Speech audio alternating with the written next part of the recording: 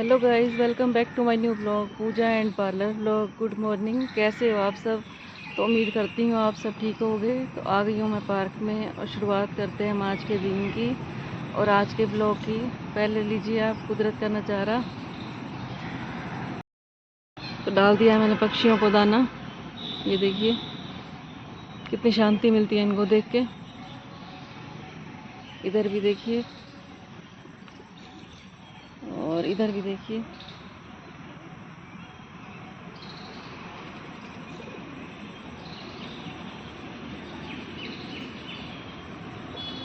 और आज टाइम 7:15 बज गई है। कहाँ मैं उठती थी 4:30 बजे और मेरी नींद अभी खुली थी। 6:45 बजे उठी थी मैं। कल तो मन नहीं कर रहा था आने का, क्योंकि कल जो मैंने देखा था पार्क में यहाँ पे, उसकी वजह से मेरी नींद खुल गई रात को 2:30 बजे। 2:30 बजे के बाद मेरे को नींद नहीं आई। मैं 5 बजे उठ गई और फिर सोचती रही। नींद ही नहीं आई मेरे को, उस लड़की के बारे में ही सोचती रह गई मैं। और मैं 5 बजे सोई, फिर 2:30 बजे की उठी हुई है। फिर अब उठ के आ गई। 6:45 बजे मेरी नींद खुल गई। दिन में भी नींद नहीं आती और रात को भी नींद कम होती जा रही है दिन ब दिन। और जो कल देखा था उसके बाद तो इतनी हैरानी आई कि ये जो है मक्खियाँ हो गई, सांप हो गए, बिच्छू हो गए, इनका तो स्वभाव है डंक मारना। लेकिन भगवान ने हमें धरती पे भेजा था लोगों की सेवा करने के लिए। कई इंसान भी यहाँ पे ऐसे हैं जो अपनी वाणी से, कहते हैं ना, वाणी से वाण नहीं चलाने चाहिए, तो वो ऐसे वाण चलाते हैं कि उनको भी डंक लग जाता है। इन जानवरों को तो खैर पता ही नहीं है क्योंकि इनका स्वभाव भगवान ने ऐसा बना रखा है। मन में पता नहीं अजीब अजीब से विचार चलते रहे। और देखो इन पक्षियों को। तो मैंने आज सीट भी चेंज कर ली है। मैं हमेशा कॉर्नर में बैठी रहती थी सत्संग लगा के। आज मैं इधर बैठी हूँ, बीच में बैठी हूँ। मैंने कहा अपनी सेफ्टी तो खुद रखनी चाहिए। और आज मैं यहाँ बीच में बैठ गई हूँ और यहाँ पे लगा रखा था मैंने सत्संग। मैं कहा चलो पहले गुड मॉर्निंग बोलते हैं। और जो मैं सत्संग सुनती हूँ उसकी 2 लाइनें मैं आगे से रोज़ सुनाया करूँगी आपको, क्योंकि पता नहीं कौन सी 2 लाइन किसका जीवन बदल सकती हैं। किसी को अच्छी नहीं लगेंगी तो कोई बात नहीं, जिसको अच्छी लगेंगी तो उसका पूरा जीवन बदल सकता है। जैसे मेरा जीवन भी कैसे बदला था, मैं अपनी बात बताती हूँ आपको। कि मैं भगवान को बिल्कुल नहीं माना करती थी। 12th क्लास तक बिल्कुल नहीं मानती थी मैं। शादी से पहले ऐसी थी कि उस टाइम ट्रांजिस्टर होया करते थे किचन में। मैं ट्रांजिस्टर चलता रहता था, क्या रेडियो बोलते थे जिसको।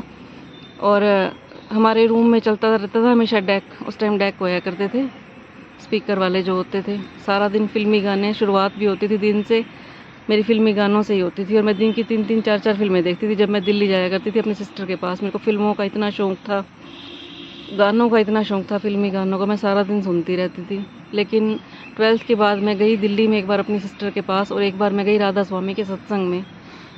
वहाँ जाके मैंने 2 लाइनें सुनी थी बस सत्संग की। आज से वो हो गए मेरे ख्याल 25 साल हो गए होंगे उस बात को सुने हुए।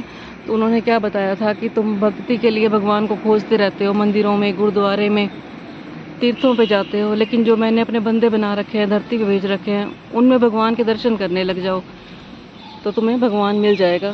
बस वो बात मेरे को आज तक याद है। जो हमारे आस पास हैं उनमें परमात्मा के दर्शन करो, चाहे कोई जीव जंतु हो गए चाहे इंसान हो गए, सबकी सेवा करो। तो मेरे मन में ये बात आती है कि मेरी 2 लाइनें थी जो ये वाली, उन्होंने ज़िंदगी बदल दी थी। उसके बाद मेरी ज़िंदगी में भक्ति बढ़ती गई बढ़ती गई। शादी के बाद फिर मैंने ऐसे ऐसे दिन देखे कि और मेरे को जैसे दुख भी मिला, उन्होंने मेरी ज़िंदगी बदल दी। फिर भक्ति और आती गई आती गई। फिर उसके बाद सत्संग ज्वाइन कर लिया। सारा दिन सत्संग भी सुनते रहे हमने। फिर एक बार सत्संग में सुना कि कुंती ने भगवान से दुख इसलिए मांगे थे, शुक्रिया किया था कि परमात्मा मुझे हर जन्म में दुख देना, मुझे सुखों की ज़रूरत नहीं है, क्योंकि मुझे दुख मिले थे तो मुझे कृष्ण जी आप मिले हो। अगर मुझे सुख मिलता तो शायद मुझे भगवान जी आप ना मिलते। फिर मेरे मन में ये शिक्षा मिली मेरे को कि भगवान ने शायद दुख तभी दिया था कि तेरे को भक्ति की लगन लगनी थी। और उसके बाद मेरे अंदर भक्ति और बढ़ गई। फिर मैं भगवान को और ज़्यादा मानने लग गई। और फिर मेरी ज़िंदगी से ये चले गए सब रेडियो, ट्रांजिस्टर और ये जो डेस्क स्पीकर वगैरह होते हैं। फिल्में देखना मैंने बंद कर दिया। फिर मेरे को आदत थी थोड़े बहुत सीरियल देखने की, वो भी एक आधा सीरियल देखने लग गई मैं। और फिर जैसे जैसे भक्ति आती गई हमारी लाइफ चेंज होती गई। तो आज के लिए इतना ही काफ़ी है। आगे से हम थोड़ी देर के लिए ज़रूर ज्ञान की बात किया करेंगे, क्योंकि ये 2 लाइनें ज्ञान की भी हमारी ज़िंदगी को बदल सकती हैं।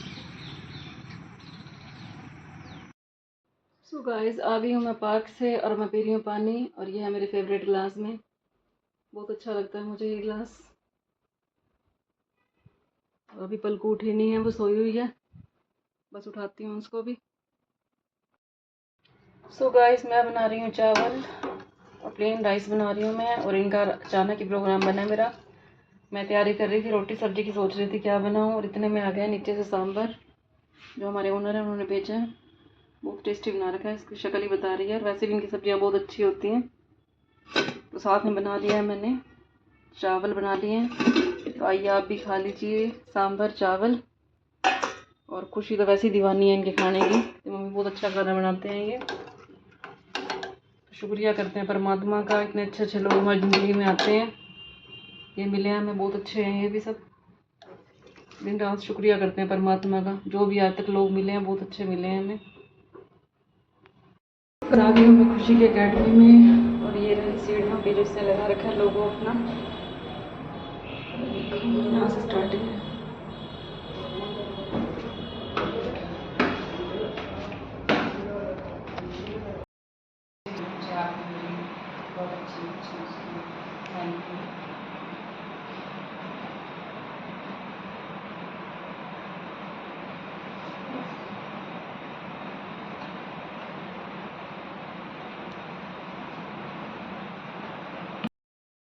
शाम के 8 बजे हैं और मैं आई हूँ पार्क में, और ये सब देखिए यहाँ पे ग्रुप है।